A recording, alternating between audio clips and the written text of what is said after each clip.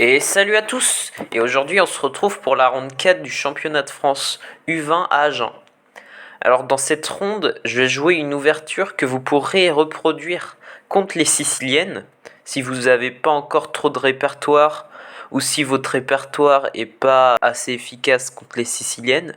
Je vais vous donner un répertoire que j'ai joué pendant cette partie et que je trouve très efficace, avec une petite prépa que je vous montrerai, que j'ai joué pendant la partie, qui surprend beaucoup les joueurs de Sicilienne. Donc pour vous remettre un peu dans le contexte, je suis à 1,5 points sur 3. Je veux rester au moins à 2 points sur 4 pour rester dans le milieu du classement au niveau des points. Et sachant que la moyenne Elo des joueurs est à 2000 Elo, là je sais que je vais affronter un gros joueur. Donc je regarde les appareillements. Et ok, et là je vois que je tombe contre un gars qui est à quasi 2300 Elo.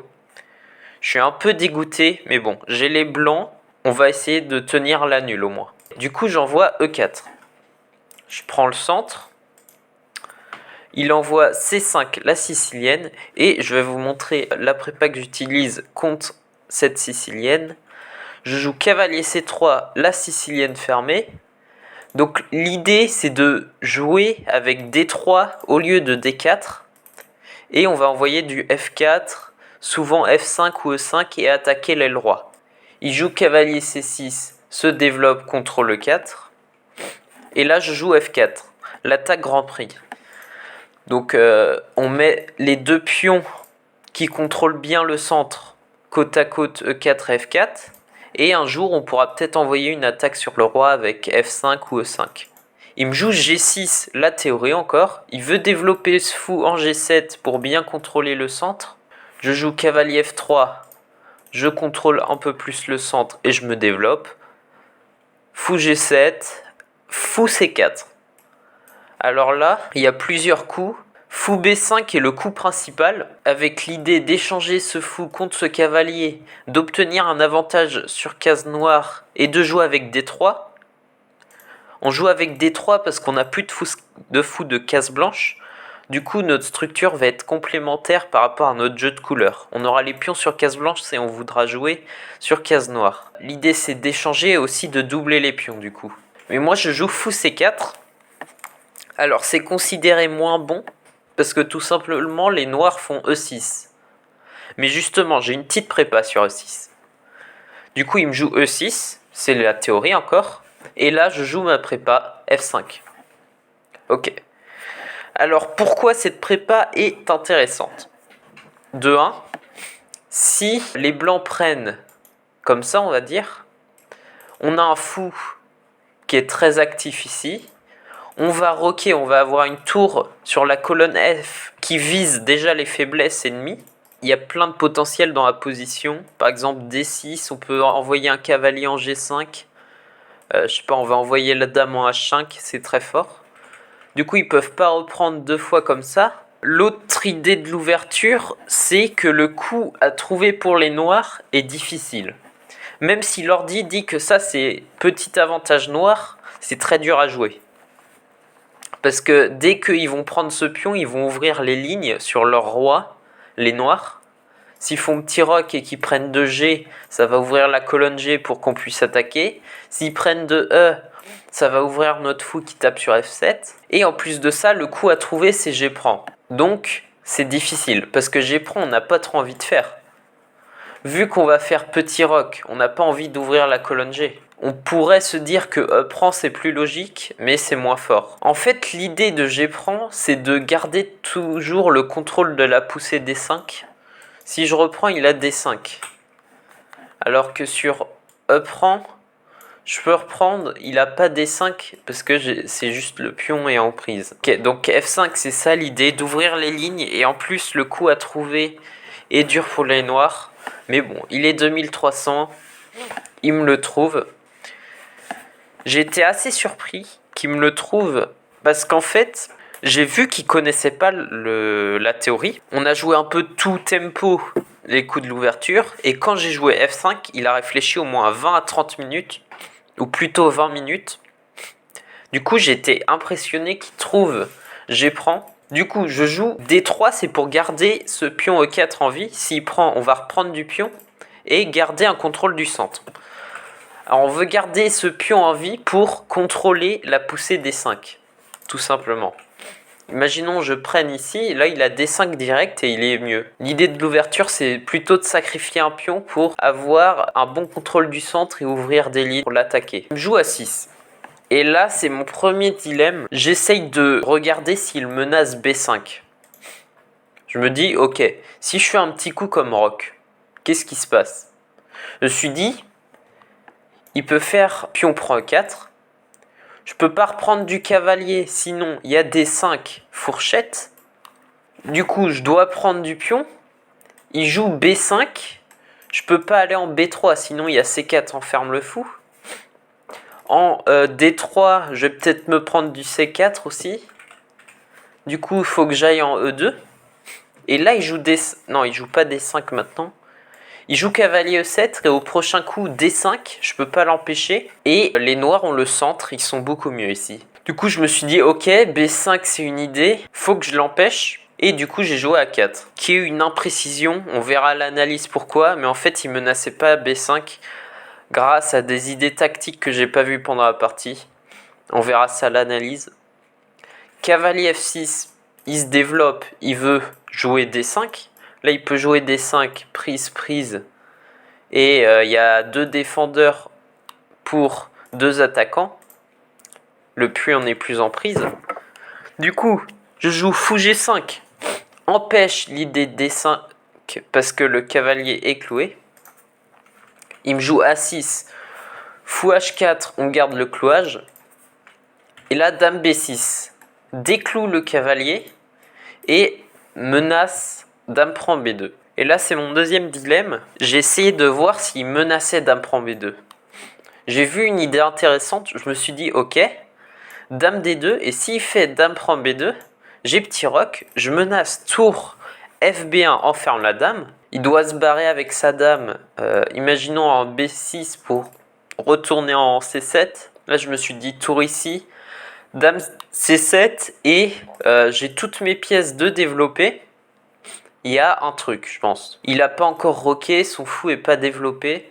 Il y a forcément un truc. Donc je me suis dit, ok, dame D2, je le joue.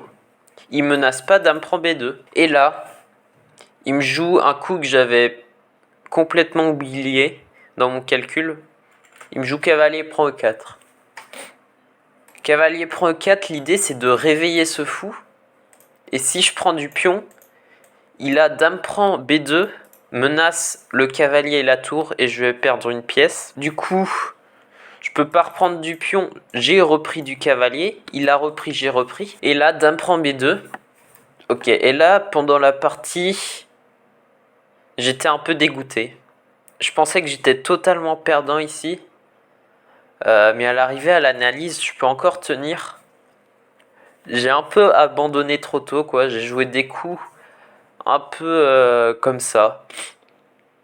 Mais bon. Là, il menace fou C3. Enfilade, du coup, je joue petit roc. J'ai aussi du tour B1 peut-être.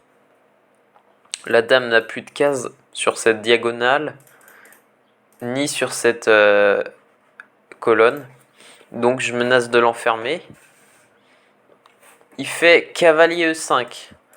Si je fais tour B1, il a cavalier. Le cavalier prend C4, attaque la dame. Si je fais prise, il prend. Et je peux pas reprendre ici, sinon il prend ma tour. Et si je bouge ma tour, il prend mon cavalier.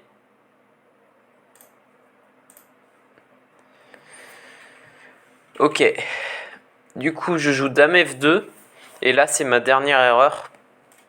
Je me suis dit sur cavalier prend C4, je vais faire dame prend C5, menace le cavalier et menace mat. Mais j'ai loupé le seul coup qui gagne pour les noirs. Dame B6, cloue ma dame. Et j'abandonne. Ok.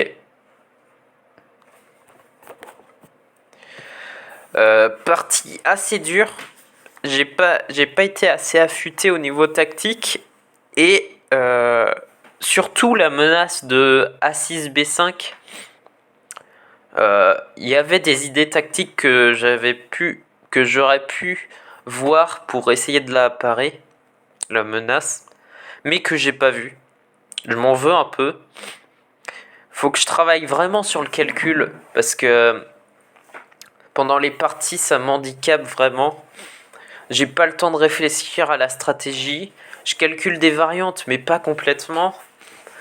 C'est vraiment n'importe quoi. Ouais, faut que je travaille sur ça du coup. Bon, on va aller sur Lichess pour analyser la partie. Ou alors, je peux faire un bilan de partie ici aussi. Ok, et en fait, j'ai pas utilisé mon bilan de partie aujourd'hui, donc on peut faire un bilan de partie sur Chess.com. Donc j'ai joué à 77 de précision, lui il a joué à 89.4. Ok. On va rester sur ça, je pense. Donc tout ça c'est théorique. F5 c'est aussi théorique, même si ça l'a surpris. F prend, G prend, F4, F5 plutôt, c'est le bon coup. D3 le bon coup. A6 erreur. Erreur parce qu'il menace rien en fait.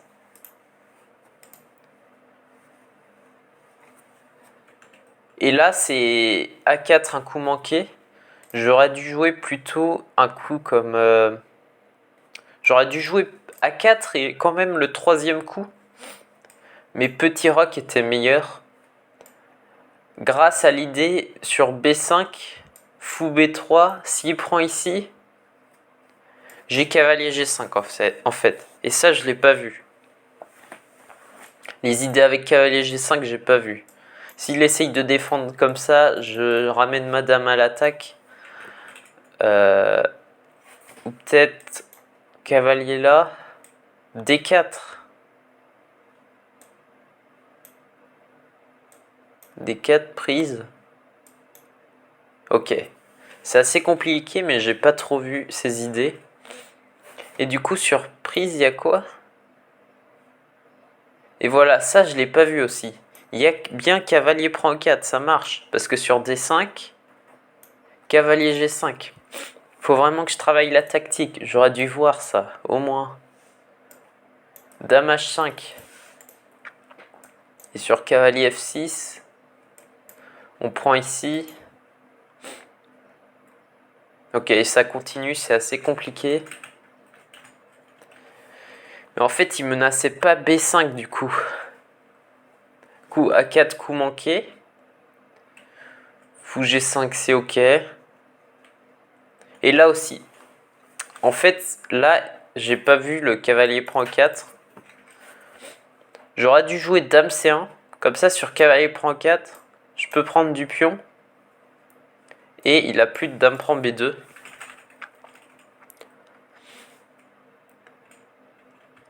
Cavalier prend 4.